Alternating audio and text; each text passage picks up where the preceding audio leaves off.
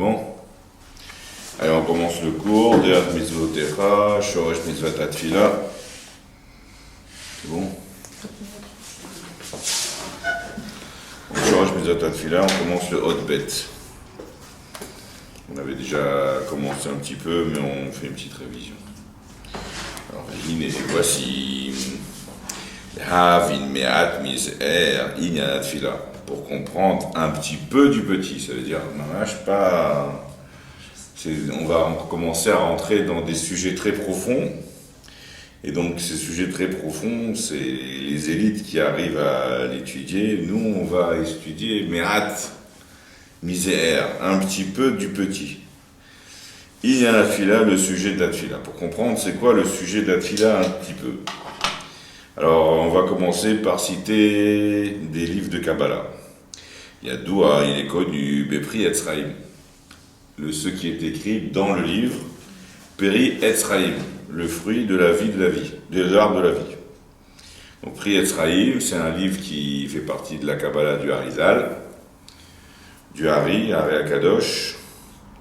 Ça a été écrit par les élèves du Hari Akadosh et ça parle du rituel, le rituel tel qu'il est expliqué dans la Kabbalah, selon la Kabbalah du Hari. Rabbi Yitzhak Loria. Alors qu'est-ce qui est connu de ce qui est écrit dans ce livre-là, Pri Etzraïm, ben Kirat Shema et Tfila, la différence qu'il y a entre la Kirat Shema, la lecture du Shema et la Tfila, et la prière, où elle est Mishal. Pourquoi est-ce qu'on cherche la différence? Parce qu'a priori, les deux, ils ont un point commun. La Kirat Shema et la Tfila, les deux, ça représente le sujet du bitoul, de l'annulation. On s'annule devant Dieu. C'est-à-dire que la personne réalise que lui, il est annulé, il n'est rien par rapport à Dieu. En tout cas, il reconnaît qu'il y a un Dieu devant lui, comme on avait expliqué dans le Hot Aleph, n'est-ce pas? Je ne sais pas si tu te rappelles, mais dans le Hot Aleph, on avait expliqué que le sujet de la Tfila, ça montre qu'on donne une existence et une réalité à Dieu. Par le fait qu'on se place soi-même et qu'on met ses pieds joints et qu'on se met devant Dieu, ça prouve qu'on commence à parler à... donc une personne qui voit de l'extérieur, elle a l'impression que tu parles à un mur, quoi. Mais nous, quand on parle à Dieu, en fait, on donne une réalité à Dieu sur le monde par le fait qu'on prend un moment de sa journée où on se place de soi-même et on se voit devant Dieu. Et donc on lui parle et on lui donne une existence. Donc finalement, dans notre vie, on prend un moment où on s'annule, où on commence à réaliser que nous, on est existant, mais qu'il y a aussi quelque chose d'autre qui est Hachem, Akadosh Baruch Hu. Et on lui prie, on lui parle. Donc ça, c'est le sujet le point commun qui est entre le Kirat Shema et la Tfila. Le Kirat Shema, c'est quoi? C'est je proclame Hachem, Shema Israël, écoute Israël, Hachem Elokeinu, Hachem Echad. Éternel est notre Dieu, éternel est un. Donc l'éternel est notre Dieu, ça veut dire l'éternel, il est le tout-puissant. Notre Dieu Elokeinu, ça veut dire Hachem Elohim. Elohim, ça veut dire autorité. Comme par exemple dans la Torah, on cite dans un autre pasouk, Elohim lotekalel. Dans Parashat Mishpatim, c'est marqué. Et qu'est-ce que ça veut dire le pshat, le sens simple? La traduction en français, c'est l'autorité, tu ne maudiras point. Il ne faut pas maudire l'autorité. Et le pshat, le sens simple, d'après Rashi, c'est il ne faut pas maudire un dayan, un juge. C'est-à-dire quelqu'un qui a l'autorité, qui est tout puissant, il ne faut pas le maudire. Mais en tout cas, qu'est-ce qu'on voit? Que le mot Elohim veut dire quelque chose qui est puissant, qui a tout pouvoir. Alors même le mot Elohim, la racine, le mot Elohim, c'est le mot Kel, Aleph Lamed. Et Aleph Lamed, ça veut dire, par exemple, Ele Moav, quand on dit dans la Shira, on dit Ele Moav Yochazé Morad. Ele Moav, qu'est-ce qu'on traduit? Ele, le mot El, c'est les puissants. Les puissants de Moab vont être pris par le tremblement. C'est-à-dire, toi, Dieu, tu es tellement fort lorsque tu as fait la traversée de la mer Rouge, que même les puissants, les Élé Moab, ils vont être Yochazé Morad. Ra'ad, c'est le tremblement. Un tremblement va les saisir. Ils vont être saisis de tremblement. Donc on voit que le mot El, Élé, Elohim, c'est la même racine, ça veut dire tout puissant, autorité. Donc quand on dit Hachem Elokeinu, en fait ça veut dire Dieu est Dieu. Dieu est notre Dieu, ça veut dire Dieu est notre Dieu, ça veut rien dire. En fait, la traduction, Hachem Elokeinu, ça veut dire Hachem Yudke Vavke, l'éternel, c'est-à-dire Dieu qui est au-dessus de la nature.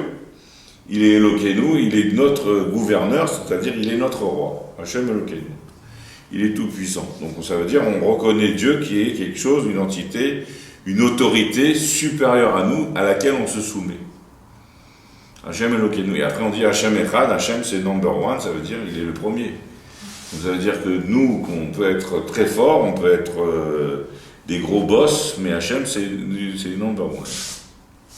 Hachem Echad. Donc c'est un bitoul, c'est une annulation de sa personne, où la personne reconnaît Dieu. De la même manière qu'on fait la Hamida, on voit aussi que c'est aussi un sujet de bitoul, d'annulation.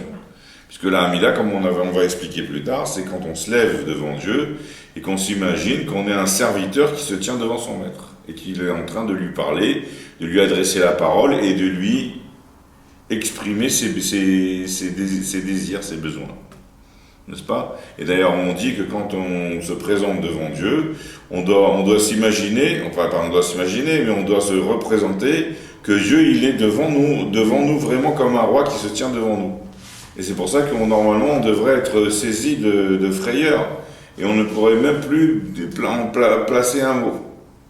Comme quand quelqu'un il rentre devant un roi, tout d'un coup, il est impressionné par le faste du roi. C'est la première fois qu'il voit le roi de sa vie, etc. Donc c'est pas quelque chose d'anodin. Un roi, c'est quelque chose qui est d'une catégorie différente du commun des mortels. D'accord? Donc quand on a la chance ou l'occasion de se présenter devant lui vraiment, que la personne, le roi, il est prêt à nous écouter et à se mettre à notre niveau, donc c'est vraiment quelque chose de pas anodin. Donc normalement, on est saisi de tremblement, on devrait s'annuler totalement. D'ailleurs, c'est pour ça que la première phrase qu'on dit dans la Hamida, c'est quoi? Hachem Sefatai Tiftach. Hachem Seigneur, Sefatai, mes lèvres tu ouvriras. Pourquoi? Parce que je suis tellement ébloui et saisi par la présence de Dieu qui est redoutable et qui est l'autorité suprême, qui est devant moi, que je ne peux plus, j'ai plus rien à dire, je ne sais plus quoi dire. Et donc je demande à Hachem l'aide qui puisse me donner la force d'ouvrir mes lèvres et de surmonter ce respect énorme ou ce tremblement que j'ai, que je ne peux plus m'exprimer devant le roi. Oufi Yagi Teilatecha, et ma bouche racontera tes louanges. Donc c'est pour ça qu'on dit, pourquoi est-ce qu'on dit cette phrase au début, en introduction à la Hamida? Justement parce que comme on ressent l'annulation totale de sa personne devant Dieu, on doit demander à Dieu l'aide qui va nous aider pour pouvoir en placer une, pour dire quelque chose et demander mes besoins personnels, alors qu'a priori, devant le roi, devant l'autorité, tout ça c'est futile, ça n'a pas de place.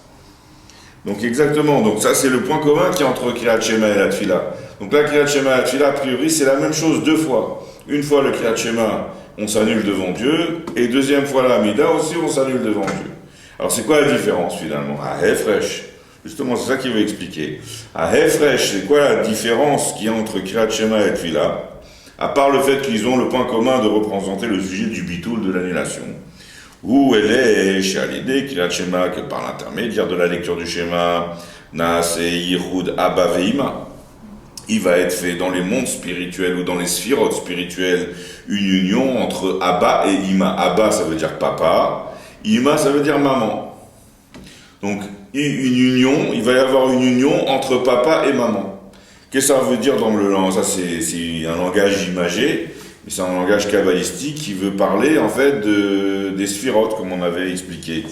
Donc, Abba représente la sphira de Chorma, de la sagesse, qui est, comme on avait expliqué, comme il explique dans le Tanya, c'est Koachma, c'est une force qui est pas définie exactement, mais on sent qu'on a vu quelque chose, comme un éclair qui nous éclaire, comme une personne, quand elle essaye de comprendre quelque chose, un sujet intellectuel, et qu'elle est en train d'essayer de le saisir et de le comprendre, qu'elle ne connaît pas. Donc quand elle commence à réfléchir et à s'approfondir pour essayer de comprendre un sujet, tout d'un coup va lui venir dans son esprit, tout d'un coup comme un éclair où il sent qu'il a compris le sujet.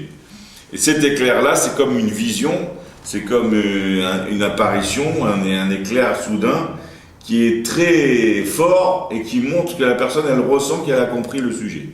Ça, c'est ce qu'on appelle la chorma, la sagesse. C'est ce qu'on appelle dans la langage de Kabbalah, c'est Abba, Papa. Et donc, ça représente, en fait, le premier dévoilement qui existe et qui provient dans les sphirotes, dans les sphirotes qui servent qui sont des outils pour Akadosh Baruch Hu, pour Hachem, pour créer les mondes. Donc, Dieu, il utilise les sphirotes. Ce sont des outils qu'il utilise pour créer les mondes, n'est-ce pas? Ce sont des outils spirituels qui n'ont rien à voir avec des outils matériels, mais ce sont les outils que Dieu utilise pour créer les mondes. Et le premier de ces outils, c'est la sphira de Chokhmah. Et donc c'est le premier dévoilement de la lumière, de la lumière infinie de Dieu. La lumière infinie de Dieu, elle n'est pas définissable, elle n'est pas palpable. Donc on n'a aucun pouvoir de la canaliser ou de la capter. C'est une lumière infinie, c'est une force, c'est une énergie infinie. Le premier captage, ou le premier matériel, ou pas matérialisation, mais descente de niveau qui puisse être exprimée pour que l'homme puisse arriver à comprendre de quoi il s'agit, c'est la sphira de Chokhmah. Et donc cette sphira de Chokhmah, c'est un captage qui a un niveau très très haut, où on a une vision totale et générale, où on ressent la chose d'une manière profonde. Et donc, ça c'est la sphira de Chokhmah, et à Ima, c'est la sphira de Bina, c'est la sphira de l'intelligence, comme on traduit, ça représente le sujet de, une fois qu'on a reçu le dévoilement de Chokhmah, après, la sphira de Bina, son rôle, c'est de capter ce que la sphira de Chokhmah a perçu, n'est-ce pas, dans ce Koachma, cette force qui n'est pas désignée, c'est de la capter et après de le dévoiler, de le développer pour que la personne puisse bien comprendre toutes les ramifications et tous les détails qui proviennent de ce niveau-là de Chokhmah. Et donc Bina, c'est ce qu'on peut comparer, là dans la Chassidut, on compare Chokhmah et Bina comme une source et un fleuve. Chokhmah représente le Marian, la source. Donc ce sont des petites gouttes qui coulent, mais c'est pas tout dévoilé, c'est d'une manière goutte à goutte, quoi. Et donc ça veut dire du point de vue du dévoilement et comment la personne elle le reçoit, ce sont que des gouttes, mais ça contient en elle-même tout après le fleuve quand qui va couler de cette source-là, qui va être plusieurs kilomètres plus tard, ça va devenir un grand fleuve avec beaucoup d'eau, etc., et toute la splendeur et la puissance d'un fleuve. Donc, c'est-à-dire, il va y avoir un développement en largeur, en longueur et en hauteur, n'est-ce pas? Donc, tout ça, ces développements-là, ça représente, c'est un machal pour expliquer qu'est-ce que fait la sphira de Bina par rapport à la sphira de Chokhmah. Donc, finalement, on voit que dans les sphirotes, il y a un mashpia et un mekabel. La Chokhmah est considérée comme un mashpia, quelque chose qui donne, et le mekabel, c'est celui qui reçoit. C'est donc, comme on dit, c'est le mashpia, dans le langage de la Kabbalah, il est apparenté à des forces masculines, des choses masculines, zachar, et le mekabel, celui qui reçoit, est apparenté à des forces féminines. D'accord? Donc le mashpia, c'est pour ça qu'on utilise le terme Abba et Ima, papa et maman, pour dire que la sphira de Chokhmah, ça représente une force masculine, papa, et la sphira de Bina qui développe le sujet de la Chokhmah, est une sphira qui reçoit, qui est Mekabel, et donc c'est sujet à des forces, c'est une conséquence de force féminine, et c'est pour ça qu'on l'appelle Ima, maman. N'est-ce pas? Mais tout ça, Abba et Ima, ça représente le mâle et la femelle, mais à un niveau supérieur, tel qu'il est dans le monde de l'intellect. C'est pour ça qu'on l'appelle papa et maman. C'est une union entre le masculin et le féminin au sujet de mes géniteurs, de mon papa et de ma maman. Donc ça veut dire à un niveau beaucoup plus haut, spirituellement parlant. Donc, dans le Pri Etz Chaim, on explique que par l'intermédiaire du Kriyat Shema, on fait un yichud, une union entre Chokhmah et Bina, entre la sphira de Chokhmah et la sphira de Bina. Qu'est-ce que ça veut dire une union?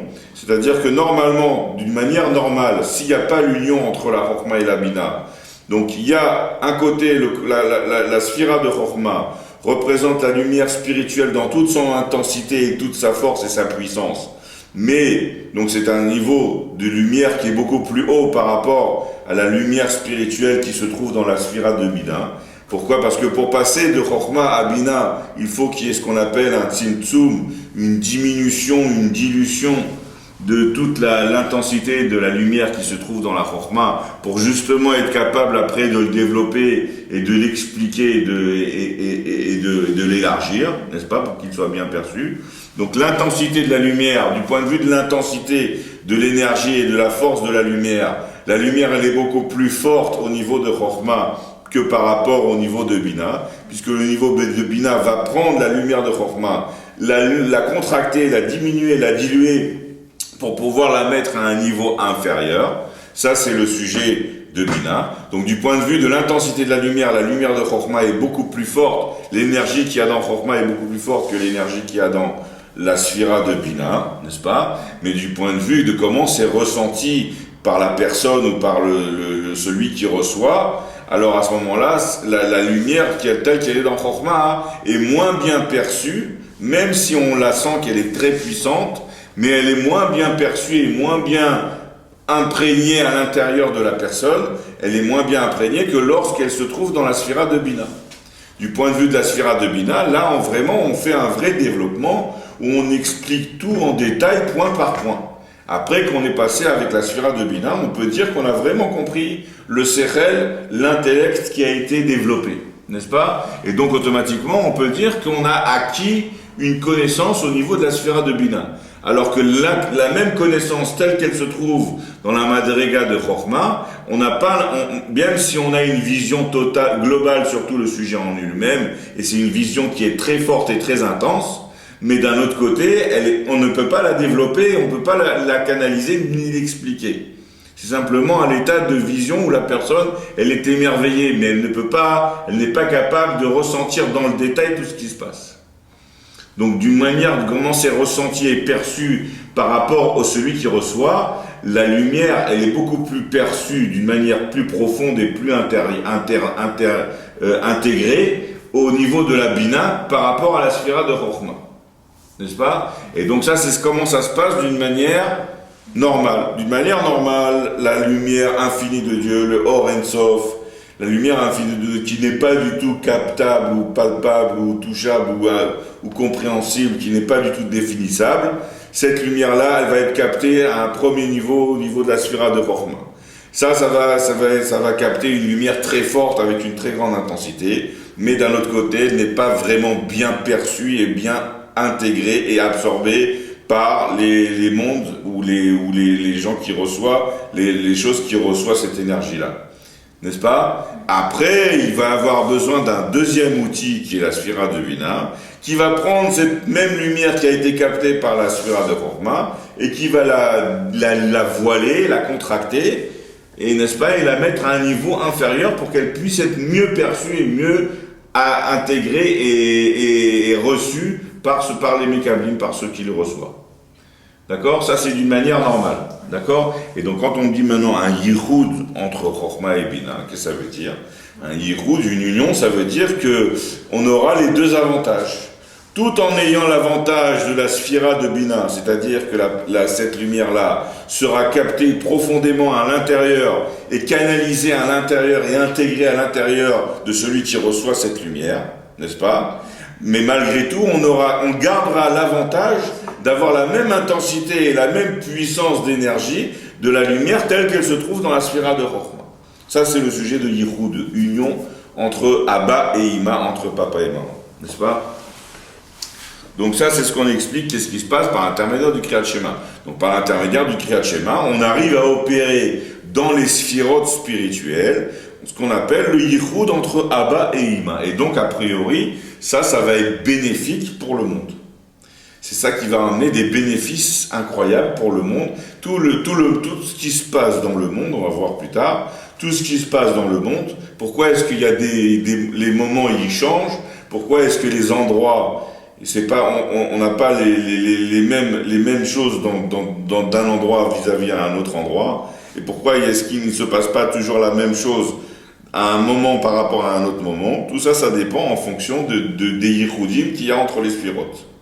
Plus le yichud il est intense et profond, plus il va y avoir des bénéfices et des bienfaits qui vont être répercutés de cela dans les mondes inférieurs et dans les mondes supérieurs aussi. N'est-ce pas? Donc le sujet des Yichudim influence grandement sur tout ce qui se passe dans l'univers. N'est-ce pas? Donc quand on dit par l'intermédiaire du Kriyat Shema, on fait un Yichud de Abba et Vilma, donc on est en train de fabriquer des choses qui sont bénéfiques dans les mondes spirituels, dans les sphérotes spirituelles. Donc ça, c'est ce qui se passe par l'intermédiaire du Kriyat Shema. V'ali des Tfila, et par l'intermédiaire de la Tfila, Naase Yichud des Zun. Il s'opère l'union entre Zun. Zun, qu'est-ce que ça veut dire? Zun, ça veut dire Zahar Venukva, le mâle et la femelle. Ou alors, il y en a qui disent que ça veut dire Zun, ça veut dire Zo, Ze'er Anpin, c'est l'abréviation Zain Aleph, Ze'er Anpin, la petite face, n'est-ce pas? Venukva est le féminin. Alors, qu'est-ce que ça représente la petite face, Ze'er Anpin? D'accord? Il y a Arich Anpin et Ze'er Anpin, c'est dans la Kabbalah, tout ça. Donc Ze'er Anpin, on explique dans la Kabbalah, ça représente les 6 midot qui se trouvent après le Sechel. Donc les 10 sphirotes, c'est Chochma, Bina, après il y a Da'at qui est toujours, tout ça c'est dans le Sechel, les 3 premières, tout ça c'est dans le Sechel, l'intellect. Après il y a les 6 midot qui sont Chesed, Gvura, Tiferet, Netzach, Od, Yesod, ça c'est les 6 midot. Ça représente les mesures et comment les choses sont mesurées ça représente le sujet des sentiments qui sont dans le cœur, n'est-ce pas? Il y a l'intellect et il y a le cœur, les sentiments, d'accord? Il y a le chesed qui est la bonté, gvura, la rigueur, etc., etc. Donc tout ça, c'est ce qu'on appelle des midot, des mesures.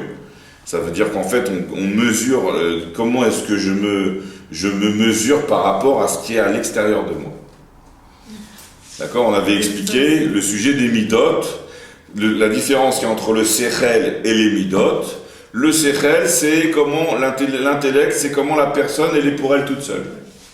Ce qu'il a compris, ce qu'il a intégré, ce qu'il a vu, ce qu'il atteint, ce qu'il arrive à atteindre dans son développement intellectuel. Donc ça, c'est la personne telle qu'elle est toute seule vis-à-vis de elle-même. Après les midot, c'est comment la personne se mesure pour pouvoir interagir avec quelque chose qui est étranger de lui, avec le prochain, le zoulat.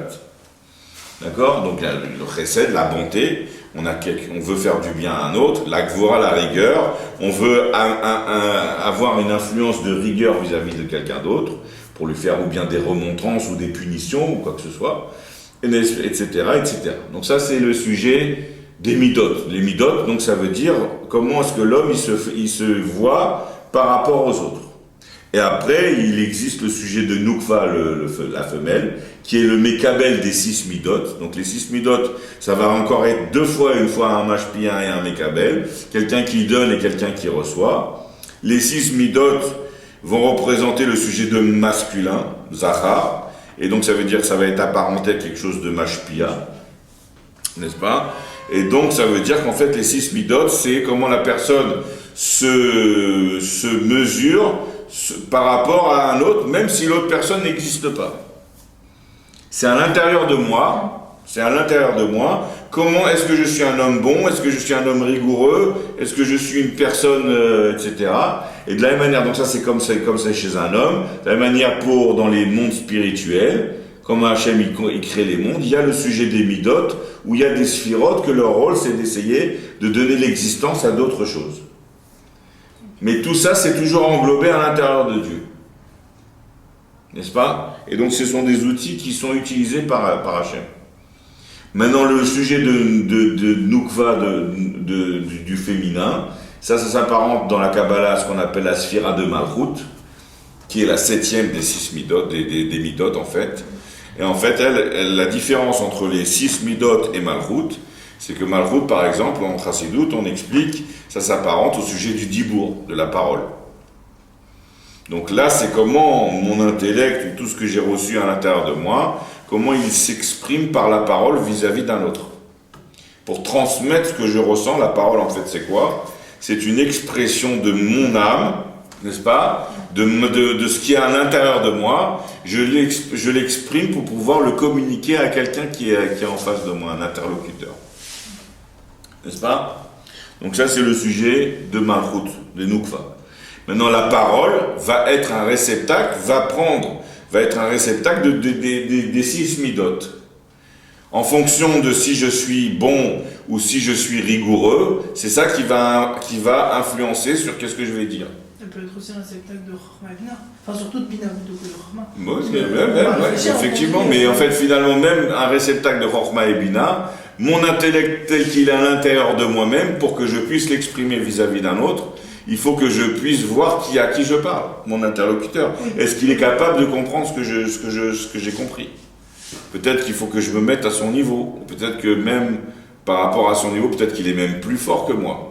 Donc par rapport à lui, il va falloir que je me mette aussi à un niveau plus fort ou moins fort. Est-ce que je vais... quels sont les mots que je vais utiliser? Ça va être en fonction de mes midot. D'accord? Est-ce que je vais vouloir limiter ce que je veux dire? Est-ce que je vais vouloir tout dire? Est-ce que je vais vouloir rien dire? Ou est-ce que je vais vouloir dire avec force? Est-ce que je vais parler doucement? Est-ce que je vais parler avec force? Est-ce que je vais parler avec prestance, avec prestige? Ou est-ce que je vais parler méchamment? Ou est-ce que je vais parler, etc. Tout ça, ces manières de parler, ça dépend de mes midot aussi. Donc ça, c'est mon sechel, ça aussi, c'est mes midot. N'est-ce pas? Donc tout ça, c'est les midot qui vont être transmis dans la parole. Donc on voit la différence qu'il y a entre les midot et le malchut. Les midot, elles peuvent exister toutes seules. Bien que les midot, leur rôle, c'est comment est-ce que moi je me mesure par rapport à quelqu'un d'autre. Mais tout ça, c'est à l'intérieur de moi et ça peut exister lorsque je suis tout seul. En d'autres termes, une personne, elle peut être bonne, même si elle a personne à qui donner, exprimer sa bonté. D'accord? C'est un trait de caractère qui est à l'intérieur de moi. Et ça, c'est une chose que je développe à l'intérieur de moi. Par contre, le sujet de malchut, de dibour, ça n'a pas de raison d'être s'il n'y a pas un interlocuteur. Donc c'est vraiment comment ça sort vraiment de mon être pour aller vers quelqu'un d'autre. Et donc on voit aussi de la même manière comment l'un il est mashpia, l'autre il est mekabel. Les midot vont être mashpia sur ma manière de parler, vont influencer sur ma manière de parler. Et ma manière de parler va être la raison de ce que je ressens. Tout ce que je ressens à l'intérieur de moi, comment ça va s'exprimer grâce à ma parole en premier. Après par mon action aussi, mais déjà par ma parole. Comment est-ce que quelqu'un il va savoir que je suis bon si je ne lui dis pas? N'est-ce pas? Donc ça c'est le sujet de malchut. Par les actions, oui aussi. Mais les actions c'est encore moins fort. C'est encore moins que le sujet de dibour. Mais déjà par la parole, en une parole, déjà tu peux exprimer ta bonté. Tu peux exprimer ta colère. Tu peux exprimer ta rigueur. N'est-ce pas? C'est plus par la parole déjà, ça commence par la parole. Et donc les actes sont moins importants que la parole? Les actes, disons qu'ils sont beaucoup plus loin que moi, parce que des fois mon acte peut ne pas du tout correspondre à ce que je ressens. N'est-ce pas? C'est vrai que par mes actes aussi on voit si je suis un homme bon ou si je suis un homme radin ou méchant ou quoi que ce soit. Par mes actes aussi on voit. Ou bien des fois par mes non-actes. N'est-ce pas? Mais ça, c'est beaucoup plus difficile à voir les midot d'une personne dans ses actes que dans sa parole. La parole, c'est vraiment lui, comment il parle. Qu'est-ce qu'il dit? Qu'est-ce qu'il a à nous transmettre? N'est-ce pas? Donc, en fait, finalement, le sujet de Zov et Nukva, Zo, c'est Zeher Anpin, ça représente les 6 midot, ça représente les forces masculines qui sont Mashpia, et Nukva, le féminin, les forces féminines, c'est le sujet de Malchut, la royauté. Et ça représente le sujet du dibour, de la parole. Et donc c'est aussi un mekabel, c'est quelque chose qui reçoit. Alors maintenant, par l'intermédiaire de la tfila, il va y avoir une union, donc on voit l'intensité de la lumière, elle est beaucoup plus forte dans les midot que dans la parole, puisque dans la parole, il y a déjà quand même un voile qui s'est fait, puisque dans ma parole, il faut que tu devines si je suis bon, ou des fois, par une parole, tu peux voiler vraiment qu'est-ce que tu ressens. Des fois, il faut vraiment analyser qu'est-ce que tu as dit, comment tu l'as dit, etc. Et il faut même des fois des spécialistes qui voient, est-ce que dans sa parole, qu'est-ce qu'il pense le monsieur vraiment. Entre ce qu'il dit et ce qu'il pense, peut-être il peut y avoir un décalage. N'est-ce pas? Donc c'est exactement ça qu'on est en train d'expliquer, que le sujet de la parole, de Nukva, de Malchut, ça c'est quelque chose qui est à un niveau inférieur où la lumière elle est moins intense. Mais par contre, elle est plus ressentie pour l'extérieur. Où est-ce qu'il est plus ressenti? Dans le sujet de la parole. Parce que dans la parole, vraiment, je communique. N'est-ce pas? Et donc, le yichud qu'il y a entre Zo et Nukva, ça voudra dire que tout en étant ressenti bien par les autres, mais malgré tout, ça va garder son authenticité et tu vas vraiment voir qu'est-ce que la personne, elle ressent. Ça, c'est le yichud. N'est-ce pas? D'une manière normale, il n'y a pas de yichud, donc il faut une contraction et un voile entre les midot et la parole, n'est-ce pas? Il y a un voile. Et quand il y a un yichud, alors à ce moment-là, il n'y a plus de voile. La même lumière qui se trouve dans les 6 midot, elle va se retrouver dans Malchut, et elle va avoir l'avantage d'être ressentie vers les autres à l'extérieur. Ça, c'est le sujet de la tfila. Alors maintenant, on continue. Donc on voit que finalement, l'union qui s'opère par l'intermédiaire de la lecture du schéma, c'est une union entre les sphirotes du Sechel. Et l'union qui s'opère par l'intermédiaire de la tfila, c'est une union qui s'opère entre les sphirotes des midot. N'est-ce pas? Donc ça, on avait dit aussi la dernière fois que ça représente ces quatre niveaux de mashpia, mekabel 2 fois. Un mashpia, mekabel au niveau du Sechel, un mashpia et un mekabel au niveau des midot. Ça représente les 4 lettres du Shem Havayé. On avait expliqué ça, que le premier mashpia, la sphira de Chokhmah, représente la première lettre du Shem Havayé, le Yud. Pourquoi? Parce que le Yud, c'est un petit point. Pourquoi ça montre? Parce que c'est une lumière tellement intense, on ne peut attraper qu'un petit point de ce qui se passe là-bas.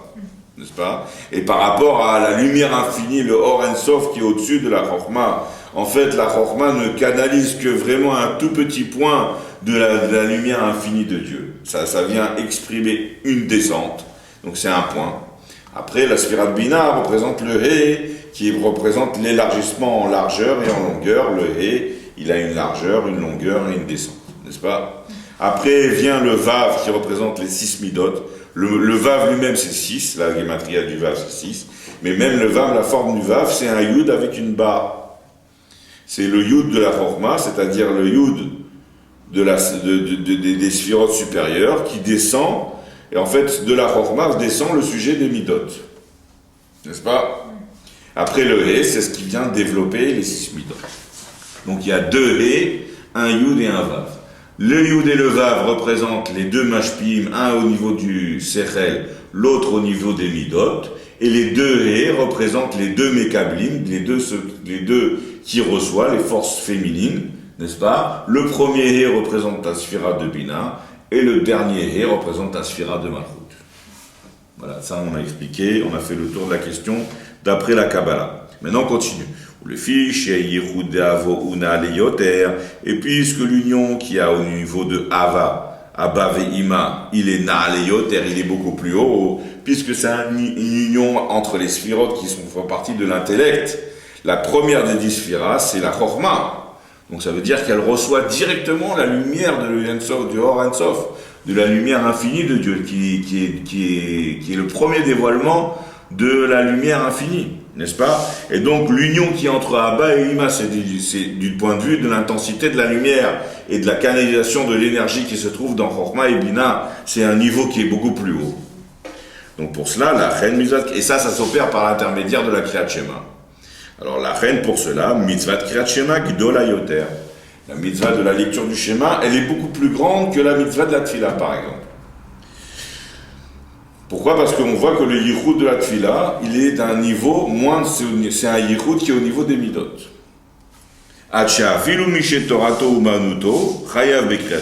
Jusqu'à ce que même que sa Torah c'est son métier, comme par exemple Rabbi Shimon Bar Yochai, n'est-ce pas? Lui, il est chayav de lire le schéma.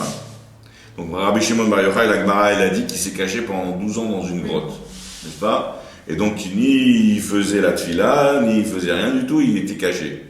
Mais par contre, on a dit qu'il était chayav de faire Kriyat Shema. Alors que lui, il n'arrêtait pas d'étudier constamment. Constamment, sans interruption. La seule occupation qu'il avait dans la grotte, c'était d'étudier la Torah. Et justement, par l'intermédiaire de l'étude de la Torah, il arrivait à faire tous les yichudim qui sont nécessaires, sauf le yichud de Abba et Ima. Parce qu'il n'avait pas fait Shema. Hein? Parce qu'il faisait Shema. Non, parce que par l'intermédiaire de l'étude de la Torah, on n'est pas capable de faire le yichud de Abba et Ima. C'est un niveau très très haut. C'est que le schéma qu'on peut. Et c'est pour cela qu'il était khayab de faire Kriyat Shema. On avait dit, bon, on va voir après, mais on avait dit que c'était celui de Bria et pas celui de. On va voir. C'est ça, mais on peut, alors même avec l'étude de la Torah et en découvrant la Kabbalah, etc., tout ce qu'il a. Ouais, mais ça ne remplace pas le yichud de Abba et Ima qui est fait par le Kriyat Shema. D'accord, mais. C'est pour ça qu'il est khayab. Afalpi, bien que, chez Patour Minat Tfila, il était dispensé de la Tfila. C'est-à-dire que le yichud qui a été fait par la Tfila, c'est-à-dire le yichud qu'il y avait entre Zahar et Nukva, Zo et Nukva, n'est-ce pas, les 6 Midot et Malchut, eh ben, ça c'est fait par la sujet de la Tfila. Mais le Rabbi Shimon Bar Yochai, il était capable de refaire ce même yichud-là sans avoir besoin de faire la Tfila. Il le faisait par l'intermédiaire de l'étude de la Torah. Donc on voit qu'il y a une madriga beaucoup plus haute dans le Kriyat Shema par rapport à la Tfila. N'est-ce pas? La madriga beaucoup plus haute, c'est-à-dire en d'autres termes, la récompense. Par l'intermédiaire de ton annulation dans le Kriyat Shema, quand tu t'annules en faisant Kriyat Shema, tu arrives à réveiller chez Dieu qui va faire une union entre Abba et Ima. Donc la récompense de ton action, n'est-ce pas? La récompense, qu'est-ce que Dieu va en retour donner et octroyer par ton action? C'est une récompense qui est d'un niveau beaucoup plus gros, plus grand. Omnam cependant, Mikolma, comme malgré tout, Yesh Ma'ala Yetir Abetfila. Tout le monde sait qu'il y a une supériorité beaucoup plus grande dans la Tfila, dans la Hamida. Pourquoi? Shi'be Hamida. Parce que la Tfila, c'est la fin de la Tfila. Tout le monde sait que après la Kabbalah du Harizal, la Tfila, elle est subdivisée il y a 4 étapes dans la Tfila. Chacune des 4 étapes représente un olam, un monde spirituel. Les 4 mondes spirituels sont allusionnés et sont vécus dans la Tfila. Le premier des 4 mondes, c'est le monde de Asiya. Le deuxième, c'est le monde de Yetzira. Le troisième, c'est le monde de la Bria. Le quatrième, c'est le monde de Hatzilut. N'est-ce pas? Et donc, la Tfila, la Hamida, qui est à la fin, puisque la première partie de la Tfila, c'est à partir des brachot du matin jusqu'à Hodou inclus. N'est-ce pas? Donc les brachot du matin avec les korbanot, etc., où on fait simplement des remerciements à Hachem, Modéani, les Fanéra, je te remercie Hachem, etc. Donc c'est déjà reconnaître qu'il y a un Dieu. Donc ça c'est au réveil, le premier attachement que l'homme il a avec Dieu, c'est le sujet de reconnaître. Merci. Donc ça représente le monde de Asiya. Après que viennent les psuké des Zimra, les chants. Zimra, c'est des chants. Les chants, c'est du côté des sentiments. On chante, c'est-à-dire on chante Dieu. Donc là, on arrive à un niveau beaucoup plus élaboré d'attachement à Dieu. On est à un niveau de chant, psukim des Zimra. Donc ça, c'est les psuké des Zimra depuis Baruch She'amar jusqu'à Ishtaba. C'est des chants où on fait des louanges à Dieu. Là, ça en arrive au monde des sentiments, qui est le Olam HaYetzira. Après, on arrive à les brachot du Kriyat Shema, les bénédictions du Kriyat Shema et la lecture du Shema elle-même, avec les bénédictions avant et après. Ça, c'est ce qu'on appelle le monde de Bria, le monde de la connaissance, de l'intelligence, le monde de l'intellect. Et donc ça, c'est le premier bitoul, le sujet de Kriyat Shema. Après, on arrive à se lever, à la Hamida. On se lève, pourquoi? Parce que c'est le summum, c'est le top. Et là, on dit que dans la Hamida, on arrive dans le monde de Hatzilut. Et le monde de Hatzilut, ça représente quoi? Ça représente l'annulation totale. Où on est tellement annulé vis-à-vis de Dieu qu'on oublie qui on est. Mais dans Mitra et Arvit aussi, il y a ces stades-là ou pas?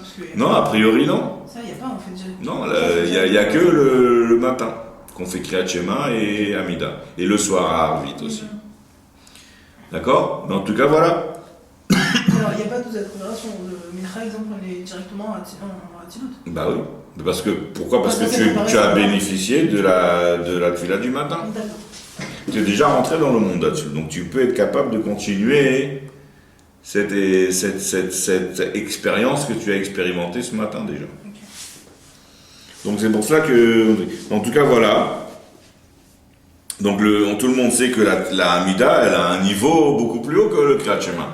Alors la question qui se pose, c'est pourquoi est-ce que par l'intermédiaire du Kriyat Shema, on arrive à réveiller une récompense plus haute, un yichud beaucoup plus haut, alors que par la Hamida, comme c'est le top, n'est-ce pas, la tfila qui est la hamida. La tfila, quand on dit la tfila, la prière, ça s'apparente à la hamida. La hamida, ça veut dire quand on se tient debout. Et quand on se tient debout, ça représente quoi? Ça représente le summum de l'annulation. Quand est-ce qu'on se lève? On se lève devant quelqu'un qu'on respecte et qu'on honore. Donc quand on dit tout le monde debout, ça veut dire qu'il y a quelque chose de spécial qui est en train de se passer là. Ce qu'il n'y a pas dans la Kriyat Shema, tout le monde est assis, donc ça veut dire on est cool. N'est-ce pas? Donc voilà, donc là-dedans, la Hamida, on voit que c'est une grande mahala, c'est un niveau beaucoup plus haut, qu'on se lève debout. Les filles, pourquoi est-ce qu'on se lève debout? Les filles chez eux, Be'atzilut Mamash, parce qu'à un moment de la Hamida, on arrive au summum des mondes, dans le monde de Hatzilut. Ma'she'en ken Kriyat Shema, ce qui n'est pas le cas pour la lecture du schéma. Chez Imeyushav, qui est assis. Les filles chez Yadain Bebria, parce qu'on est encore dans le monde de Bria. Et donc, ça veut dire qu'on est à un niveau de Bitoul, où on est ce qu'on appelle Bitoul Ayesh. Alors que dans le monde de Hatzilut, c'est ce qu'on appelle Bitoul Betachlit. Mais il y a des gens qui restent debout, exemple, tout Psuke des Imra et tout Shema. On peut faire ça, mais c'est pas forcément l'expression de ce qui se passe réellement. C'est pas correspondant avec ce qui se passe réellement. Ce qui se passe réellement, c'est que lorsqu'on arrive à la madriga de la Hamida, là, à ce moment-là, on arrive à se raffiner et à rentrer dans le monde de Hatzilut. C'est là, à ce moment-là, que tu rentres. Mais ça pose pas de problème de rester debout, parce qu'on ne fait pas de distinction donc, entre Hamida et... Effectivement, par exemple, dans le Shulchan Aruch, il est rapporté qu'il y a des gens qui ont l'habitude de se prosterner tout le temps, donc oui. Pendant les Aseret Yemei Teshuvah. Tout le temps, ils font la Hamida courbée, ça veut dire, je veux montrer que je suis totalement annulé, puisque pendant les 10 jours de Teshuvah, Aseret Yemei Teshuvah, c'est des moments très spéciaux, Tirshu Hashem Beimatzo, etc. Et par contre, dans la fin, dans le Shulchan Aruch, c'est marqué, ces gens qui ont le minhag de prier et courber, tout le temps de la Hamida, au moment où on se prosterne, ils devront se relever un petit peu avant, pour après montrer qu'ils se prosternent pour de vrai. Pour justement faire une différence entre le moment où on se courbe, pour montrer qu'on est battel, au moment où on fait la Ishtachava, que ça on le fait 4 fois dans la Hamida, la première bracha au début et à la fin, et la bracha de Modim au début et à la fin, n'est-ce pas? Donc comme ça c'est des Ishtachavaot, qui sont vraiment où tu arrives à une madriga vraiment réelle de bitoul total, où tu te prosternes totalement devant Dieu, tu annules ta personne totalement, et que ça c'est vraiment correspondant à la réalité. Donc ces autres ishtachavaot que tu veux faire sont à un niveau qui sont moindres par rapport à la vraie ishtachava qui est préconisée par les Rachamim. Donc c'est pour ça que même si tu veux montrer que tu es battel pendant toute la durée de la tfila au même madriga que ishtachava, mais quand même, malgré tout, le Shulchan Aruch te dit, non, il faut pas. Ça, c'est ce que toi, tu veux prendre sur toi, mais c'est pas forcément correspondant à la réalité. Peut-être t'es pas arrivé à cette madriga. Ah, par contre, vraiment, au moment où les Chachamim ils te disent, là, tu dois le faire pour de vrai. Donc, tu dois montrer une distinction. Donc, de la même manière pour ce que tu dis. Donc, on voit finalement la Hamida. C'est là, à ce moment-là, où on te demande, d'après la halakha, tu dois te lever. Tu ne peux pas faire la Hamida assis, ni allongé. Tu dois te lever et te tenir debout. Pourquoi est-ce que tu dois te lever et te tenir debout? Justement parce que tu arrives au madriga de Hatzilut. Et là, Hatzilut, c'est ce qu'on appelle Bitoul Betachlit. L'annulation totale. C'est-à-dire que tu es annulé d'une certaine manière, où c'est pas que tu réfléchis sur toi et tu te dis il y a quelqu'un qui est supérieur à moi. Non. Ça, c'est ce qu'on appelle Bitoul Ayesh. Ça, c'est la madriga du Kriyat Shema, ce qu'on appelle le Olam Abriya. C'est-à-dire, il y a quelque chose qui est Yesh. Moi, j'existe, je suis un docteur, je suis un monsieur, je suis quelqu'un, mais malgré tout, je reconnais que tout le meilleur que je puisse être, je suis rien par rapport à Dieu qui est d'un niveau beaucoup plus haut. Ce qu'on a dit, Hachem Echad. Hachem est number one. C'est pas quand on dit, c'est la différence, on ne dit pas Hachem Yachid, Dieu est unique. Si on disait Dieu est unique, ça veut dire qu'il n'y a que Dieu. Moi, j'existe même plus. Quand on dit Hachem Echad, c'est Dieu est un. Ça veut dire Dieu c'est le premier. C'est Dieu qui est au-dessus de tout le monde. Donc quand on dit 1, ça veut dire il y a un 2, il y a un 3, il y a un 4, il y a un 5. Mais Dieu c'est le premier, il passe en premier, c'est lui le 1. N'est-ce pas? Donc ça c'est Bitoul Ayesh. Bitoul Ayesh, ça veut dire reconnaître qu'il existe des autres entités, mais malgré tout ces entités-là ne sont rien par rapport à Dieu. Elles doivent s'annuler. Elles doivent reconnaître et laisser la place, malgré qu'elles ont leur propre existence et qui ressentent qu'ils existent, mais malgré tout, elles doivent se taire et laisser la place à Dieu. Ça, c'est le Bitul Hayesh. C'est le Bitul qui est opéré dans le monde de Bria, au moment du Kriyat Shema. Par contre, le monde de Hatzilut, là, c'est ce qu'on appelle Bitul Betachlit. C'est comme un poisson qui rentre dans l'eau. Le poisson qui rentre dans l'eau, qu'est-ce que ça représente? Nous, la différence entre le poisson et les êtres qui vivent à l'air, on ne voit pas la source de notre vie. On ne voit pas l'air, c'est pas palpable. Donc on a tendance peut-être à oublier que toute notre vie, elle vient de ce qu'on respire.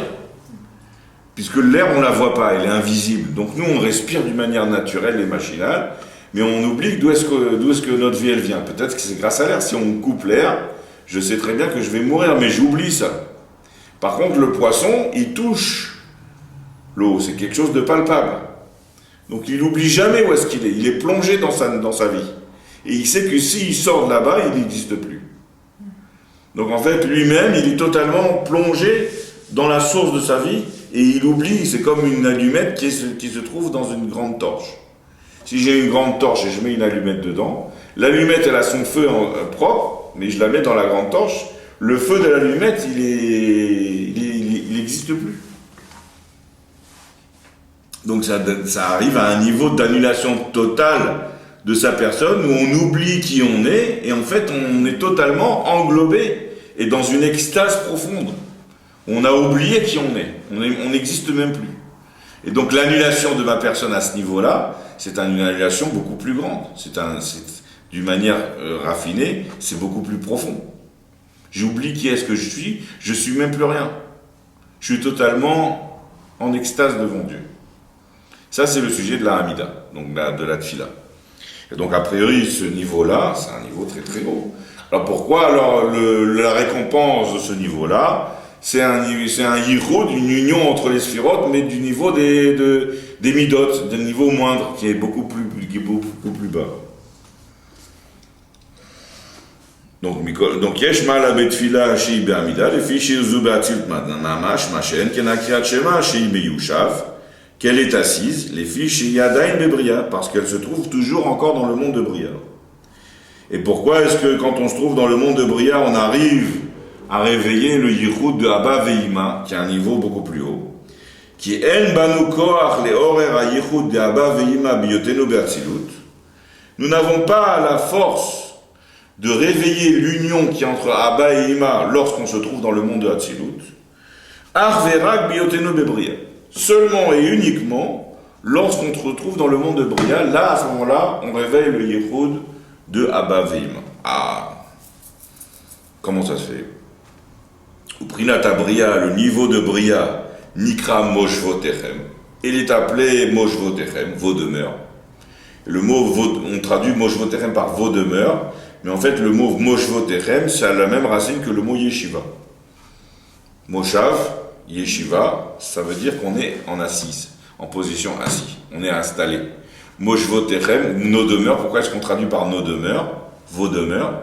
Parce que le mot Moshvotechem, Moshav, ça signifie qu'on est assis, mais ça veut dire sous-entendu qu'on est installé. Moshe Katouv, et comme il est écrit dans des Mahamarim, Bepirouch mi Moshvotechem taviu lechem tenufa. Des Mahamarim qui expliquent le passage qui est marqué dans la Torah, Mimoshvotechem taviu lechem tenufa. Mimoshvotechem, depuis vos demeures, taviu, vous apporterez ou vous amènerez lechem tenufa, le pain du balancement. Ça c'est pour la fête de Shavuot, n'est-ce pas? Parce qu'à la fête de Shavuot, on disait qu'il fallait offrir, acheter à lechem, les deux pains qu'on devrait offrir au temple. Et c'est marqué, Mimoshvotechem taviu lechem tenufa. Et ces deux pains, il fallait les balancer au temple, devant Hachem, il fallait les balancer, comme on balance le loulav, n'est-ce pas? Il y a ce sujet de balancement, où on balance l'objet de la mitzvah à l'est, à l'ouest, au nord, au sud, en haut et en bas, n'est-ce pas? Et d'accord? On le fait dans les 4 points cardinaux, et puis le haut et le bas. Donc, taviu lechem tenufa, vous l'apporterez de où le lechem tenufa, c'est mimoshvotechem. Alors le pirouche de ce pasouk, l'explication profonde de ce pasouk, ça c'est expliqué dans des Mahamarim de Rabbi Shneur Zalman, où il rapporte des explications qu'il a reçues de son maître, le Maguide de Mezrich. Et lui, il explique, le Maguide de Mezrich, que le mot lechem, le pain, c'est quelque chose qui est lié avec le sechel, l'intellect. Par exemple, on explique au sujet de la Gemara, elle dit, un tinok, un enfant, un bébé, il ne reconnaît son père qu'à partir du moment où il a mangé du pain. Avant, il reconnaît que sa mère, parce qu'il tète le lait de sa mère, il voit que sa nourriture, elle vient de sa mère.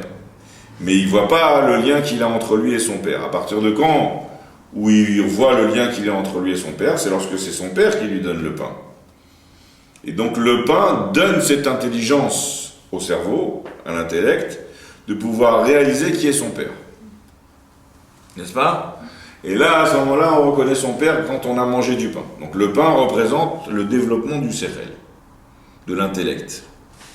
Et l'echem tenoufa, le pain du balancement, d'après la Kabbalah, d'après l'explication du Maguide de Mezrich, ça représente le yichud qu'il y a dans le sechel. Le yichud qui est entre la sphira de Chorma et la sphira de Bina. Le yichud Abavim. Alors d'où est-ce qu'on apporte l'echem tenoufa, le pain du balancement, c'est-à-dire le yichud de Abavim, mimoshvotechem, depuis vos demeures, c'est-à-dire depuis le moment où vous êtes installés, assis. Et donc ça représente le niveau de Bria. Quand on est dans le madriga de Bria, là, on peut arriver à faire l'Echem Tenoufa, le Yichud de Abavim. Ça, c'est comment il explique le Pasouk, le Maguide de Mezrich. Alors maintenant, la question était, pourquoi c'est Dafka quand on se trouve dans le monde de Bria? Pourquoi Dafka dans le monde de Bria? Pourquoi pas dans Hatzilut? Alors que quand on se trouve dans le madriga de Hatzilut, on a expliqué qu'on est totalement annulé. N'est-ce pas? Alors, le Maguide de Mezrich lui-même, ici, il ne rapporte pas l'explication, mais le Maguide de Mezrich, il dit, on l'avait dit la dernière fois, c'est comme quelqu'un, il veut faire un cadeau au roi, un cadeau qui lui fait un plaisir, n'est-ce pas? Alors, qu'est-ce qui peut faire plaisir à un roi qui va sortir du commun, sortir de l'ordinaire? Le roi, il possède tout, il a tous les bijoux, tout ce que tu peux lui donner, le roi, il a mieux que toi. Donc, qu'est-ce qui peut faire plaisir à un roi? Alors, un des cadeaux qui était l'usage du temps d'avant, c'était d'amener un perroquet des pays lointains.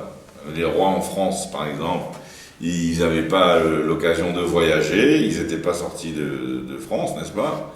Et alors, des gens qui avaient voyagé dans les pays lointains, ils ont rapporté au roi un perroquet.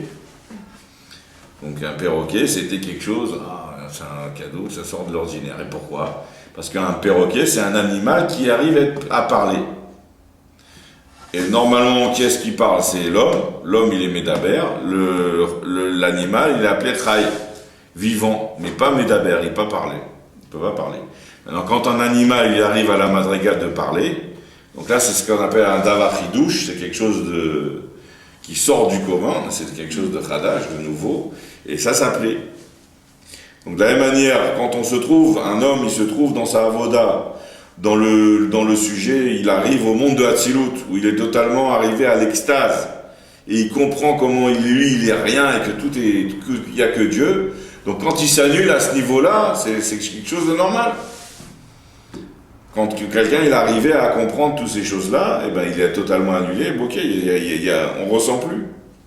Par contre, quand quelqu'un il se trouve dans un monde où il ressent qu'il existe, que lui il a des pouvoirs, que lui il est monsieur un tel, et qu'il a tel diplôme et tel truc, et que tout le monde le reconnaît, il a été élu, il a toutes les qualités, c'est quelqu'un qui sort du lot, et vraiment c'est lui le président de la République, donc il n'y a personne au-dessus de lui, quoi.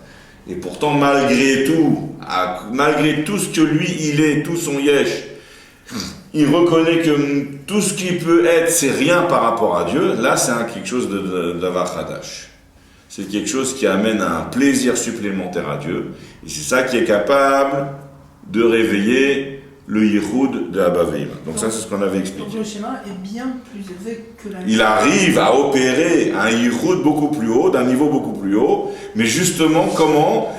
Parce qu'on se trouve dans une madriga plus basse. Donc il est plus élevé d'un côté, mais... Voilà, c'est exactement ça qu'on a introduit. Donc en fait, toujours, le Tzemar Tzedek, il a l'habitude, comme toujours, d'introduire une mitzvah en le rapportant tel qu'il est expliqué dans le Niglé, dans la partie dévoilée de la Torah. Après, il rapporte des textes qui sont expliqués dans la Kabbalah. Et ensuite, il commence à expliquer d'après la Chassidut. Donc là, on a rapporté le sujet de la Tfila et du Kriyat Shema tel qu'il est expliqué dans la Kabbalah, le sujet des Yichudim, Yichud Abba Veima, Yichud Zachar Venukva, etc. Et donc là, maintenant, c'est des concepts kabbalistiques, etc. Maintenant, on va commencer, à partir de là, il va commencer à expliquer d'après le langage de la Chassidut, c'est-à-dire le mettre à la portée des gens. Le but de la Chassidut, c'est de prendre les concepts très abstraits et très spirituels de la Kabbalah, de les expliquer dans le langage de tout le monde, qu'on puisse pouvoir comprendre et discerner qu'est-ce que ça nous change à nous. Toutes ces choses-là, quand on parle de Yehudim, qu'est-ce que c'est? C'est des choses qu'on ne sait même pas de quoi on parle. On a dit des sphirotes, on a dit des trucs, c'est des trucs kabbalistiques, tout ça. Mais maintenant, ça ne nous explique rien dans notre service de Dieu, qu'est-ce que ça va nous apporter, tout ça. Donc pour cela, on va commencer à expliquer c'est quoi les Yehudim, n'est-ce pas? Et il va commencer à expliquer d'abord du bas vers le haut, il va commencer par le Yichud de Zachar Venukva. Le sujet de la Tfila, d'ailleurs cette mitzvah-là, c'est le sujet de la Tfila. Donc alors, on va commencer un petit peu. Veine, et voici. Donc là maintenant, on a fini de citer les textes kabbalistiques. Maintenant on commence selon le langage de la Chassidut. Veine, et voici, Kodem Shedber Inyan Yichud Zun, avant d'expliquer c'est quoi le sujet de Yichud, de l'union qu'il y a entre Zun, Zachar Venukva, Maou, quel est-il? Yesh le Agdim et Hara Achat. Il faut d'abord introduire une première Ehara, remarque. Une première remarque qu'on va expliquer ici, qui est une remarque d'ordre général sur le sujet des sphirotes. Comment est-ce qu'on peut expliquer? On va voir une petite remarque. Et le but de cette remarque, c'est les Hafshit Advarim Migashmiutam. Le but, c'est de déshabiller, bien de simplifier les paroles, de les retirer de leur gashmiyut, de leur matérialité. C'est-à-dire, il y a des paroles, des mots qui sont utilisés dans le langage de la Kabbalah, qui sont des mots qui représentent des concepts matériels. Et en fait, c'est pas du tout le concept matériel qui est expliqué. Nous, pour comprendre le concept en lui-même vraiment, il faut déshabiller et enlever la matérialité qui est qu'un voile ou une coquille qui voile et qui englobe, qui enrobe le concept en lui-même. En fait, on veut essayer de voir le concept pur en le débarrassant de son interface ou de son apparence extérieure qui est comme la matière. Veidehine, car voici. Il va d'Afshata Yedua, à part le déshabillage connu. Il y a un déshabillage, il y a une première madriga de déshabillage, que ça, tout le monde le sait. Mais nous, on va parler d'un deuxième déshabillage que pas tout le monde le sait. Mais déjà, on ne va pas rentrer dans le détail de ce déshabillage connu que tout le monde sait, parce que tout le monde le sait justement. Mais simplement, on va le citer brièvement, et après, on va commencer à passer au deuxième déshabillage, que justement, c'est le sujet du propos, qui est le sujet du propos de cette remarque qu'on veut faire ici. Alors, c'est quoi le déshabillage connu? C'est-à-dire ne pas tomber dans le panneau de croire que ce qu'on comprend, les mots qui sont utilisés, il ne faut pas les prendre à la lettre. C'est quoi le premier déshabillage? Ayadoua la kol, qui est connu de tout le monde. Chez Kolma, chez Dibra Mekoubalim, que tout ce que les Mekoubalim, ils ont parlé, Vechinu, et qu'ils ont donné des kinouim, c'est-à-dire des surnoms.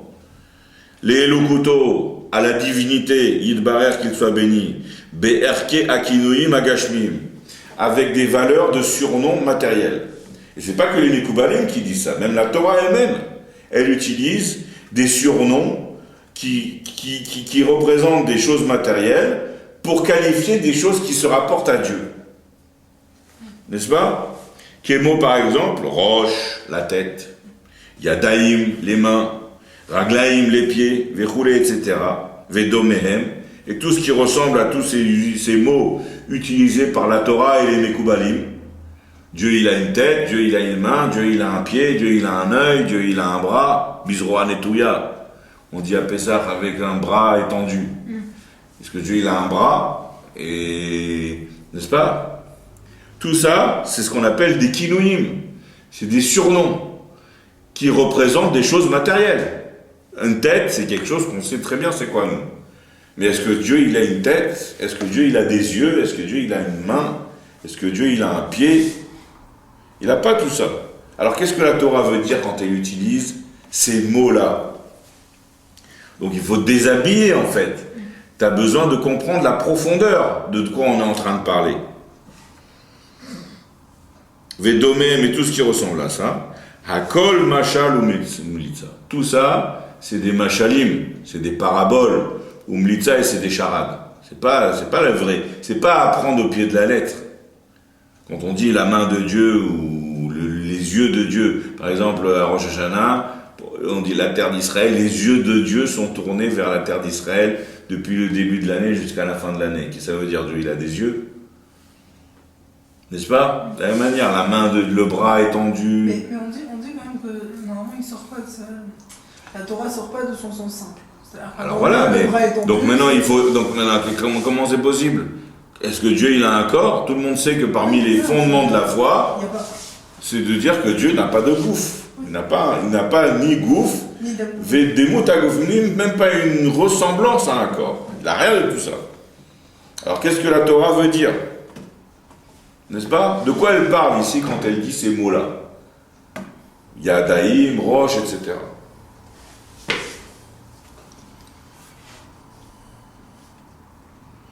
Ou Mikra Malé Ketiv, et non seulement, c'est sûr qu'il ne faut pas prendre au sens simple, parce que c'est même marqué un pasouk, c'est écrit un pasouk qui dit clairement qu'il ne faut pas prendre ça au sens simple.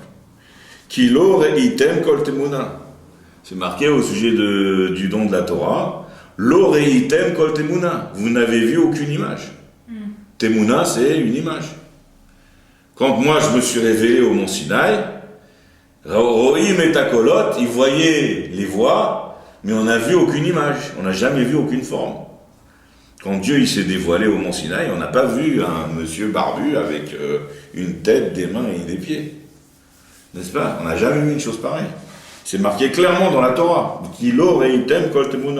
Vous n'avez vu aucune image. Et comme c'est aussi expliqué dans le Hidra Rabba, c'est une partie qui est marquée dans le Zohar, qu'il n'y a pas d'image, et Dieu n'a pas de corps. Donc Dieu n'a ni main, ni pied, ni bras, ni tête, ni œil, ni tout ce que tu veux. Alors maintenant, qu'est-ce que la Torah veut dire? Elle a seulement Shem Kochot Elohim. Ce sont des forces divines. Donc là, on va parler des Kochot, des forces, c'est-à-dire des pouvoirs que Dieu il a. Chez Nikreuken, qu'ils ont été appelés avec des noms empruntés, des Kinouim. Alors pour deux raisons. Les filles chez M Makor, des Makor, les Tavut Advarim Agashmim, chez Baolamazé, chez Nikra Al-Shemem. Alors il y a deux raisons pourquoi il est. Première raison, parce que ces forces spirituelles, ces forces divines, ils sont le Makor du Makor, c'est-à-dire la source de la source, les Itavut de l'existence Advarim Agashmim, chez Baolamazé. Des choses matérielles qui sont dans ce monde-ci, chez Nikra Al-Shemam, qui sont appelées en leur nom. Ken, ainsi que Moshe Katav Beshelo, Beshnei Luchot Abrit, comme c'est écrit dans le Shnei Luchot Abrit. Qu'est-ce que ça veut dire? Ça veut dire en d'autres termes, quand je dis la main de Dieu. Quand je dis une mot main, je vois une main matérielle, n'est-ce pas? Je vois ma main à moi. Qu'est-ce que je m'imagine moi dans ma tête? Une main, c'est une main. Donc c'est une main d'un homme. Mais quand je dis la main de Dieu, je ne veux pas parler d'une main. Je veux parler d'une force que Dieu il a, que cette force-là, qui est spirituelle, qui n'a aucune forme, c'est une force, c'est un pouvoir que Dieu il a, un corps que Dieu il a, et que de cette force-là provient toutes les mains du monde entier. C'est-à-dire, en d'autres termes, qui crée les mains? C'est cette force-là que moi j'appelle main. Ok? C'est le makor du makor, c'est la source de la source. Ça veut dire même ma main, elle ne provient même pas de cette force-là que je parle. La force de Dieu qui s'appelle main, c'est une force qui n'a aucun rapport avec ma main. C'est des milliers, des milliards de kilomètres. C'est une main qui est dans les mondes spirituels. Mais de cette main dans les mondes spirituels, c'est-à-dire cette force-là que Dieu, ce pouvoir que Dieu il a, qui a un pouvoir spirituel, de lui provient, par l'intermédiaire de transformation et de modification, etc., de lui provient ma main à moi. Et la main à toi, et la main à tout le monde. Et c'est pour ça qu'on utilise le mot main. Parce que c'est la source de la main. On ne parle pas de la main d'un homme, on parle de la main de Dieu, c'est-à-dire la source qui fait toutes les mains. De la même manière, les yeux de Dieu, c'est une force que Dieu il a, que de cette force proviennent tous les pouvoirs des hommes de voir, des yeux. Ok?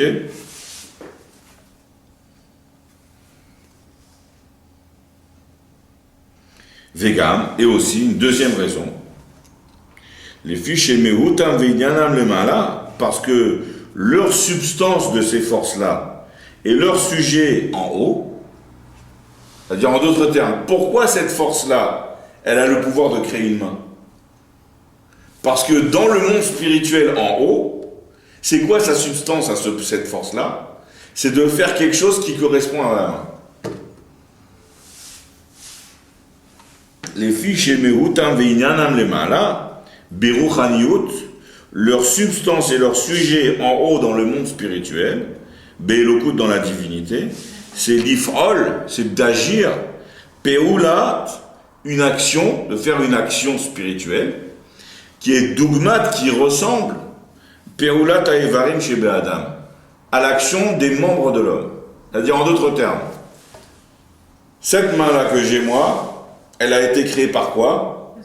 Par une force divine qui crée toutes les mains. Cette force-là divine qui crée toutes les mains, je l'appelle main. N'est-ce pas? Et pourquoi est-ce que je l'appelle main? Et pourquoi est-ce que cette force-là, elle crée ma main?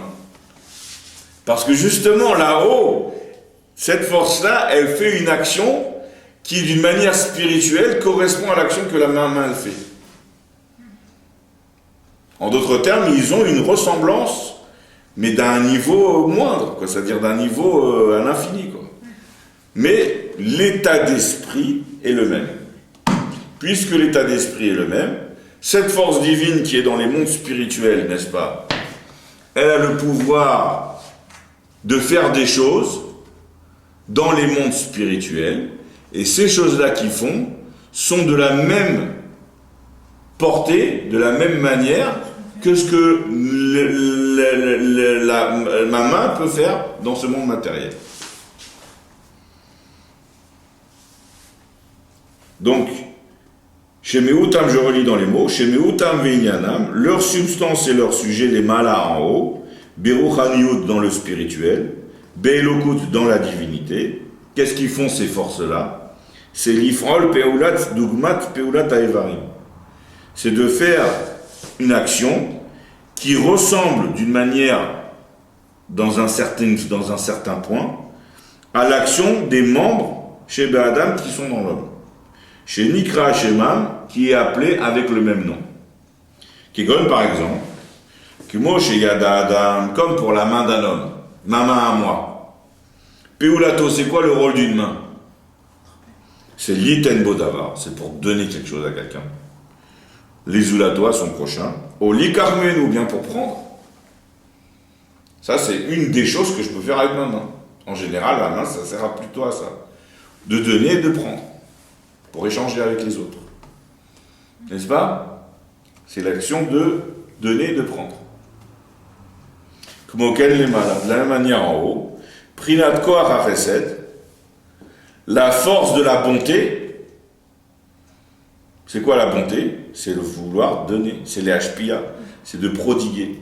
Mais Oro Yitbarer, de sa lumière, qu'il soit béni, les Anivraïm aux créatures, Nikra s'est appelé des rois Yemina, le bras droit. ou la main droite. Pourquoi est-ce qu'on appelle le Koach HaChesed le bras droit? Parce que Dieu n'a pas de bras.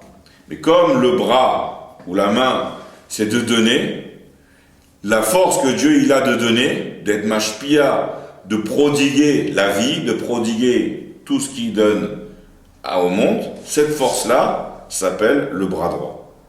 Donc on utilise un mot qui est matériel pour parler d'une force spirituelle, que cette force spirituelle, elle est la source qui fait exister cette chose matérielle qui existe dans l'homme, et en plus elle a la même fonction mais à un niveau spirituel. C'est-à-dire c'est pas du tout de la même nature. Dieu il n'a pas un bras physique, mais simplement comme l'action de Dieu qui est faite par le chesed, la bonté, c'est le sujet d'être mashpia, de prodiguer, de donner à son prochain, n'est-ce pas? Et que nous, dans notre monde ici, comment est-ce qu'on prodigue à notre prochain? Par l'intermédiaire de notre bras et de notre main, n'est-ce pas? C'est pour cela que la force de prodiguer à son prochain, au niveau de Dieu, ça s'appelle le bras, ou la main, droit et mine. D'accord? On arrête là. On va développer ça, ce truc-là un peu plus. C'est le premier déshabillage.